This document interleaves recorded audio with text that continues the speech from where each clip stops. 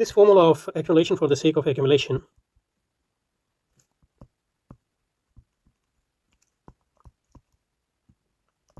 can be expressed or understood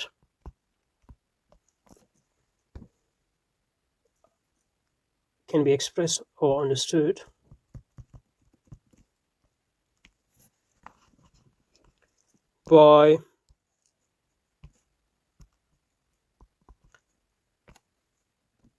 distinguishing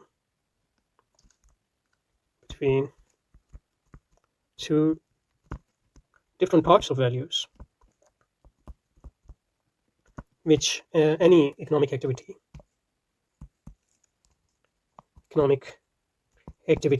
aims to create or aims to generate. Okay.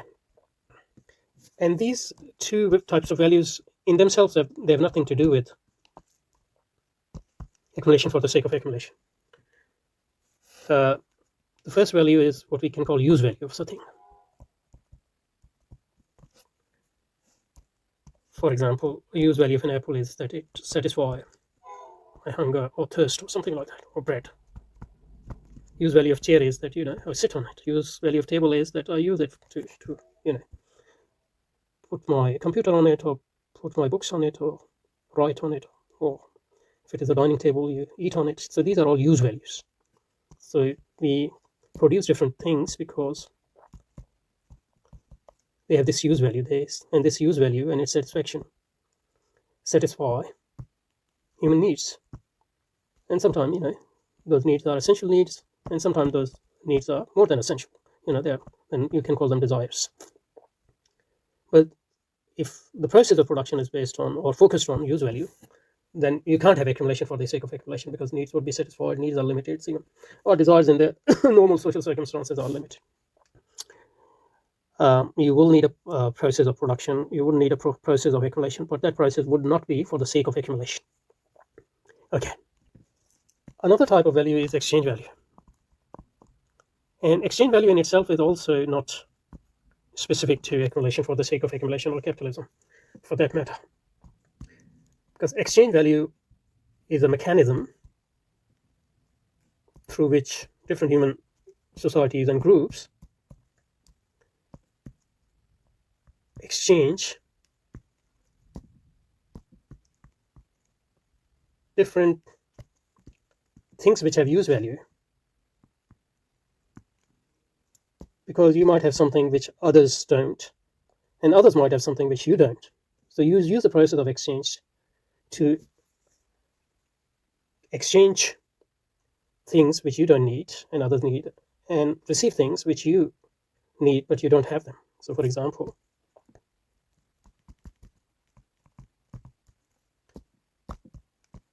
I have apples, I have bread, but I have apples and bread which are more than what I need. But I don't have milk, for example. So I exchange some of apples or bread and give it to people who don't have bread, for example, or don't have enough bread. And in exchange, they give me milk, for example. And if I have more apples and more bread than they have milk, I'll end up having more of both. But since our needs are limited, and in the absence of any irrational motives, we won't be. And the things like apple and bread, there's only limited. They only have limited potential to be, accumulated and to be hoarded, etc. So this is exchange value. The purpose of exchange value in a non-capitalist system is to serve use value and satisfy mutual human needs, consumption, subsistence. Now, in order for accumulation to become accumulation for the sake of accumulation, what is needed is, among other things, is exchange value become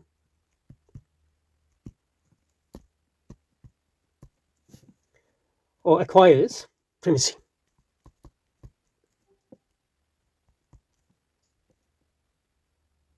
And use value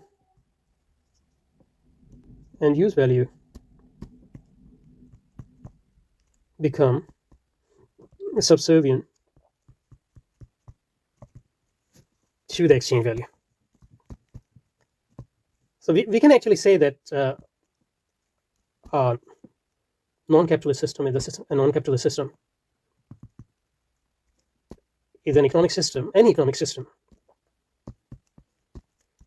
in which exchange value is an instrument and is subservient to use value. In such an economic system, you can't have accumulation for the sake of accumulation. At least not, it can't be a dominant mode of economic activity. But when exchange value becomes dominant and use value becomes subservient to that exchange value, and the economic activity is organized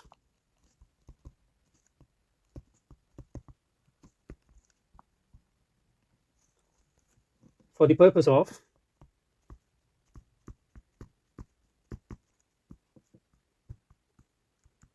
achieving continuous